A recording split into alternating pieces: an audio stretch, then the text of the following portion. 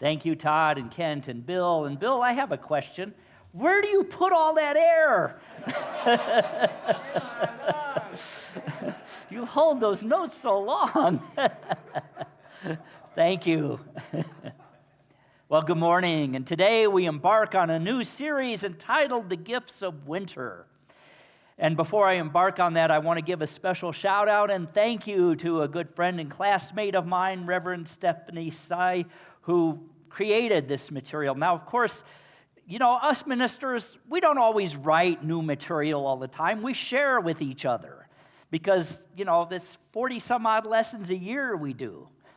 And after a while, you need some inspiration. Now, we tweak them and make them our own, but we do share our ideas. So, Reverend Stephanie, thank you so much for sharing this series with me and this inspiring me on this. And opening up the opportunity for us to examine winter, the season we call winter. How many of you love winter? A couple. That's about what I figured. Most folks do not like winter. I can tell by how many of you are here today. It's cold, it's rainy, it's kind of blah, and we're kind of light turnout today. Don't tell me you love winter. I'm going to let you in on a little secret. I'm weird. Ask anybody. But seriously, I love winter. I love winter. Perhaps it's because I spent my childhood growing up outside of Chicago, where we used, back then in the 1960s, we had winter. Anybody else from that part of the country? Oh, wow, a lot of us. And yet you don't like winter? I grew up loving winter. I remember, you know, the snow would be this deep. Well, of course, I was only that tall, so it was probably only about that deep. But how many of you have seen the movie The Christmas Story? And have seen that scene with the little brother, you know, and he's walking to school and he's got so many clothes on he can't put his arms down? That was me. You know, and your feet get wet and your socks go to the toes of your shoes. Remember those days? Some of you do. I didn't like that part of it, but I loved winter. We walked to school every day when I was a child. We didn't go uphill both ways. In fact, it's Illinois. There are no hills. And we certainly did not do it barefoot. But we did it. And I grew to love winter. I grew to love sledding and building snow forts and playing out in the bright sunlight shining off that beautiful white snow until it got slushy. Later on, we moved to New Jersey, and I bought my first Jeep which had a plow on the front, and I made lots of money in the winter. I lived for winter. And then I moved to New Mexico, where I lived in the Manzano Mountains. And I discovered the true beauty of winter in nature. You look at the trees, and there's no leaves. You look on the ground, and if you can see the ground at all back then, nowadays winter's a little different. But back then, if you could see the ground, it was dry and brown and brittle. But if you looked close, if you knew where to focus your attention, you could discern that life was still going on. There were birds that we don't see in the summer. It's easier to actually see animals that are out because there's no leaves hiding them. And there's life going on just below the surface. Winter gets a bad rap. Look at literature. We say things like, now is the winter of our discontent. In the bleak time of winter. But what if we could learn to look at it differently? Because we all go through winter experiences. We all go through those times when life seems bleak, when it seems darker than usual. And we say, oh, woe is me. And we may want to hibernate, and hibernation is important. We'll talk about that especially next week. But this week, what if we could understand winter through the lens of metaphysics, through the lens of life, and say, what gifts does it have for me? Maybe we could take a lesson from the Chinese. Traditionally, winter is a time respected. a time of rest, of introspection, of expectation. Winter is when nature takes a Sabbath. There's a word we use in religion quite often, Sabbath, Shabbat. But what is it? It's not Sunday or Saturday if you're Jewish, or whatever day different denominations have their Shabbat or Sabbath. It is that time we take, sometimes for just minutes, hours, sometimes for weeks or months, sometimes for a day, but it's that time we take when we cease outer activity. But that doesn't mean we don't do anything. Just like in winter, nature takes a Sabbath. She is quiet, she is withdrawn, and yet there is energy flowing. There is life expanding deep within the earth. As I said in the meditation, mammals are getting ready to give birth in their dens. Roots are growing. Life is happening. There are gifts waiting for us to accept in a winter experience. So let's look at some of these gifts. In their book, A Celebration of Winter Solstice, Joyce Roop and Macrina Verker write this: there is a tendency to want to hurry from autumn to spring, to avoid the long, dark days of winter. Many people do not like the constant days bereft of light. Now, that part I don't like. I wish it could stay light out later, even in the winter. They cease, or they avoid the months filled with colder temperatures. They struggle with the bleakness of land and the emptiness of the trees. Their eyes and hearts seek color. Their spirits tire of tasting the endless gray skies. And there is great rejoicing in the thought that light and warmth will soon be filling more and more of each new day. But winter darkness has a positive side to it. As we gather to celebrate the first turn from winter to spring, we are invited to recognize and honor the beauty in the oft unwanted season of winter. So let us invite our hearts to be glad for the courage that winter proclaims. Let us be grateful for the wisdom winter brings in teaching us about the need for withdrawal as an essential part of renewal. Let us encourage our spirits as earth prepares to come forth from this time of withdrawal to a season filled with light. The winter solstice celebrates the return of hope to our land as our planet experiences that first slow turn toward greater daylight in the northern hemisphere. And soon we will welcome the return of the sun and the coming of springtime. As we do so, let us remember and embrace the positive and enriching aspects of winter's darkness. This time when we can pause and sit in the silence. Let this winter experience be a safe enclosure of creative gestation. There's a lot there. There's a powerful message there. Rest is important. But rest is not necessarily inactivity. It is not the cessation of growth. It is a time of observation, of introspection, of gestation. There's an old saying that says, nothing in nature blooms all year, so be patient with yourself. If you are thinking of, you like that, huh? If you've been wanting to move into a new place of consciousness, a new awareness, a new level of life, we picture it, we plant the seed, but then we go through the winter experience, that time when we rest with it, when we let it germinate and begin to grow roots. You know, I think one of the greatest challenges we in the West especially have is we live in a make-believe world that says, do it now, just do it. Stop lollygagging, do something. Our focus is on, at all costs, is on achievement. But even God took a day off. The Sabbath is critical for us. This winter experience is critical for us. Charles Fillmore wrote about this in The Mysteries of Genesis. He wrote, the Sabbath symbolizes an attitude of mind, an attitude in which we relax the outer consciousness. We let go of all needing to do. We let go of the affairs of daily life, and we enter into the stillness of the consciousness, and we dwell on divine ideas and divine law.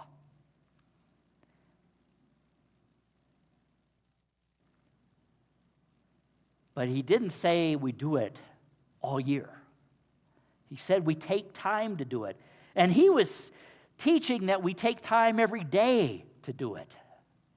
Take time to meditate. Take time to go within, so that we may be open and receptive to direction on what to do in the outer. In a recent revelation by Jim Rosemergy, he wrote, "The Sabbath is not a day. It is when we rest and allow the movement of spirit in our lives. We spend so much of our time doing and being that we forget to rest and allow spirit to move within us.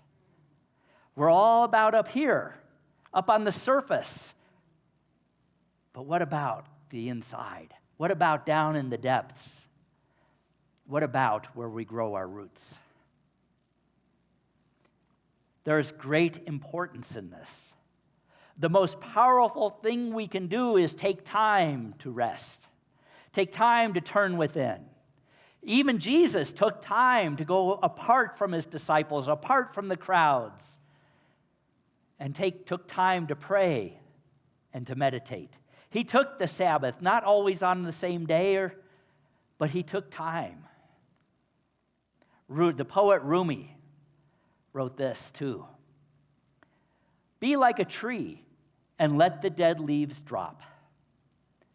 This is the time we let go of that which no longer serves us. It is a season when we can ask, what is it that I need to release? What beliefs? What old habits? What old ways of being? What am I holding on to that is preventing me from showing up in my fullness? Amen is right. That's the great teaching of the Easter experience. Jesus was a great and powerful teacher, very wise. But there was that 3 days. Actually, it wasn't really 3 days, but there was that time in the tomb, that time of rest, that time of healing, that time of letting go, so that he could emerge in even greater glory. It was a teaching for us, that we too must take that time to go within, so that we can emerge at our next higher level of expression, our next higher way of being, of showing up in life. What am I holding on to that is preventing me from showing up in my fullness? We all have something, all of us. There's something that holds us back, always, no matter how far we get in life. Because if there wasn't, we wouldn't still be here. This is what we're about, is growing brighter and brighter and brighter. But the work starts within. We seek new shores, new ways of living. But there's an old saying that says you cannot cross an ocean to new shores if you're afraid to leave port. We have to be willing to let go. Think about this. What would happen if trees were afraid to drop their leaves? If animals were afraid to go into hibernation? Nature herself recognizes the need to let go. There is a time for everything. Our music team sang Ecclesiastes 3. What is the name of that song, actually? Turn, turn, turn? Yeah, okay. Turn, turn, turn. But it's actually from the Bible. How many of you didn't know that? Or did know that? It's from Ecclesiastes, and it goes, "A time to be born and a time to die. A time to plant and a time to pluck up what is planted. A time to kill and a time to heal. A time to break down and a time to build up. A time to weep and a time to laugh. A time to mourn and a time to dance. A time to embrace and a time to refrain from embracing." We just did that a few years ago. Thankfully, that time is gone. "A time to love and a time to hate. A time for war and a time for peace. in a couple weeks that this passage will be the main theme of the lesson. But right now, the message is, we can fight the seasons if we want. We have free will. We can try to resist the changing of the weather. We can try to resist the changes in our lives, but guess what? It's going to happen anyway. How many of you have tried to keep something from unfolding in your life? How well does that work? Or we can choose to flow gracefully with the changes. You know, it's interesting to me that the element that the Chinese have that represents winter is water. Think about water. Naturally, without any interference on our part, it can exist in 3 different states, solid, liquid, and gas. It's adaptable. It can change its shape. It's flexible. And yet it can erode entire mountains. Think about what water. Water allows fluidity. It has the ability to rest and nourish, to guide and reflect. We can be like that. We already have an expression of feelings such as love that can flow and change and evolve and grow or become solid, unmovable, unchanging. It's our choice. So think about the winter and the holidays that we celebrate in winter. Now, I know it starts in the fall, but there's a cycle, if you've ever thought about it, of the holidays we celebrate, starting with Halloween, where we let go. We begin that process of letting go. We think about the blessings we have received of our ancestors in the traditional form of that holiday. And then we give thanks. We move into Thanksgiving, where we give thanks for all the bountiful blessings we have had, all the growth we have experienced, the harvest.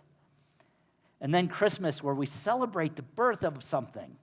But you notice that Jesus is born, and then we don't really think about him except in church. In his life, he disappeared for 30 years. That was the inner work. That was the time of work within. Then we celebrate New Year's, the shifting towards light beginning to increase. And Valentine's Day, where we embrace the power of love. Winter is a cycle. It's a time to rest, reflect, contemplate, go within so that we can prepare for spring, which leads to birth, which leads to summer, which is growth, and autumn, which is harvest. No one season can work without the others. And the same is true with winter. We cannot do spring or autumn or summer without winter. Each season is important, including the season of rest. Now, as I said, these seasons may not coincide in our lives with what the calendar says. Our winter may be a day. Our winter may be a week. It may be a minute. We don't know. But it's important to recognize it and embrace it. And remember, we don't need to stay in any one season too long. We must be about the cycle, though.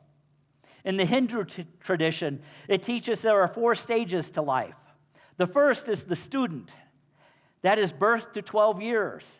Its primary responsibility of that stage is to learn all you can, to be receptive, to cultivate habits and build character.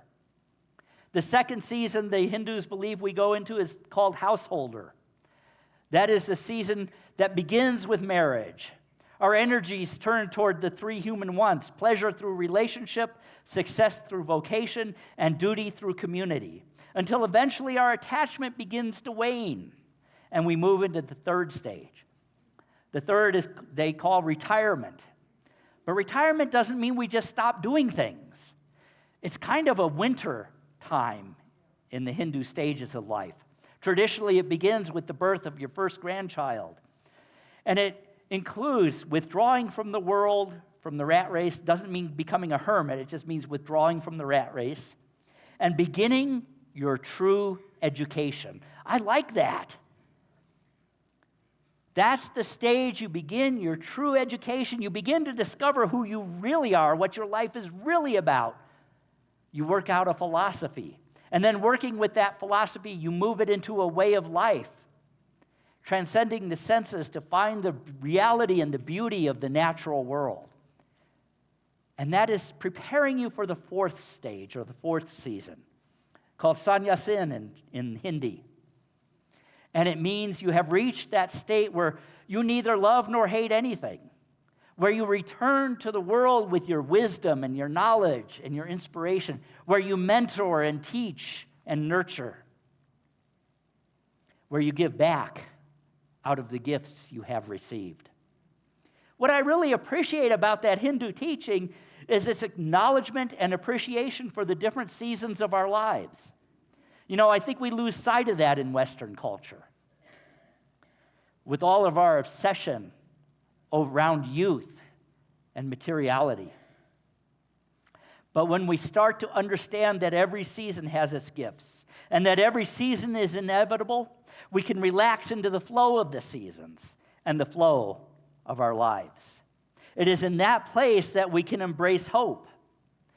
Just as when we plant bulbs in the fall, we hope that they will bloom in the spring. We hope that the snow will turn to rain. Here in New Mexico, it's almost always rain anyway, unless you're in the mountains. We hope that new crops will emerge and the sun will return to its fullness. And we celebrate the coming of new light. Our ancestors had the hope that the gods would reawaken and that life would return to the earth. And we have the hope that we reawaken to the God within us, the Spirit within us, and that light shines ever brighter in our lives. So this season of winter, I invite you to spend some time resting, relaxing in the quiet. Follow the example of Mother Nature and let your sap flow into your roots. Respect the cycle of the seasons. Center yourself in the hope and the knowledge that spring in you is there waiting, just waiting for that moment when Spirit says, now, the time is ripe. And just as the ancients did when they celebrated the hope of light's return to the life, honor this season, respect it. And in the words of Rumi, don't think that the garden loses its ecstasy in winter. It's quiet, for the roots are down there, and they are riotous. Namaste.